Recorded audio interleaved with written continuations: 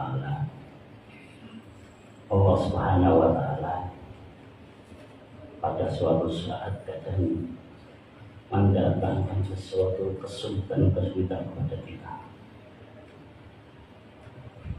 Dan penyakit, musibah, kecelakaan yang sifatnya kita kendaki, yang kita nggak senang. Tapi pada suatu saat Allah akan memberikan itu ke hamba-hambanya.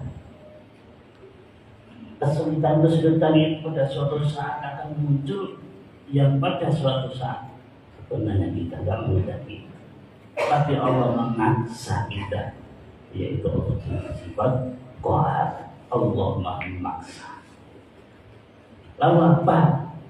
Ada manfaatnya, ada tujuan tertentu Allah memberikan kesulitan itu kepada kita, memberikan musibah ujian kepada kita. Saya sampaikan 3 hal pada kesempatan kali ini. Yang pertama adalah Allah ketika memberikan kesulitan itu, entah penyakit atau musibah, itu ternyata Allah mengajar kepada kita, di situ ada nikmat sebelumnya. Yang namanya manusia adalah sifatnya lupa atau nggak tahu kebodohan, karena kebodohannya, sehingga Allah akan memberikan kesulitan itu atau penyakit kepada hambanya itu biar sadar bahwa sebelumnya itu ada nikmat bertahun-tahun. Ternyata kita tidak merasakan. Artinya kita tidak mungkin bersyukur kalau kita tidak merasakan itu adalah nikmat.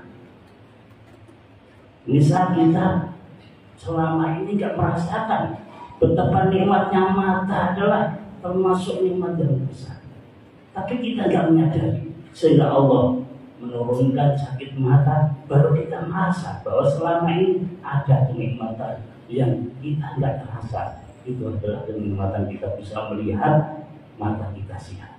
Allah menurunkan penyakit mata kita itu biar kita sadar bahwa sebelumnya ada nikmat yang kita lalai. Yang kedua, Allah menurunkan kesulitan-kesulitan itu kepada kita biar kita sadar bahwa kita sebagai hamba adalah hamba yang lemah. Tidak ada kemampuan apapun. Ketika kita gagal, kita diberi kesulitan, kita diberi musibah, nggak ada apa-apanya, nggak bisa apa-apa kita sebagai hamba. Sehingga kita menyadari itu dan kita tidak menyombongkan diri. Kita angkuh baik kepada Allah ataupun kepada hamba yang lain. Allah menurunkan kesulitan itu biar kita sadar bahwa ternyata di dalam diri kita adalah hamba yang lemah, tidak ada kemampuan apapun. Allah menurunkan itu ada kebaikan, ada maslahat untuk hambanya. Hal ini dirahmati Allah SWT. Yang ketiga, Allah menurunkan kesulitan-kesulitan itu karena apa? Allah sebagian memang menurunkan siksa kepada kita, istilahnya dicicil ning dunya. Yang lain akhirat.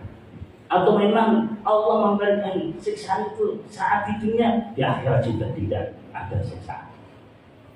Karena apa?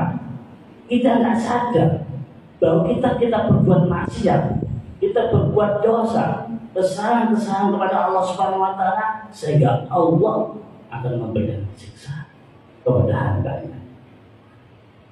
Hadirin yang dirahmati Allah, kita biar menyadari bahwa setiap apa yang kita lakukan, kedurhakaan kita kepada Allah, pasti Allah akan membalasnya.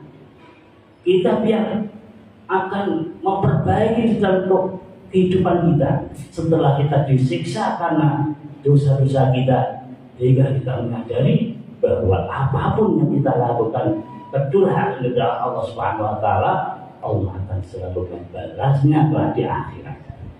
Hadirin Allah, sehingga kita akan selalu dijadikan hamba Allah Subhanahu Wa Taala karena masalah yang ada di dalam kesulitan-kesulitan itu, kita akan semakin baik, kita akan semakin baik kalau kita menyadarinya. Itu saja yang saya sampaikan. Mudah-mudahan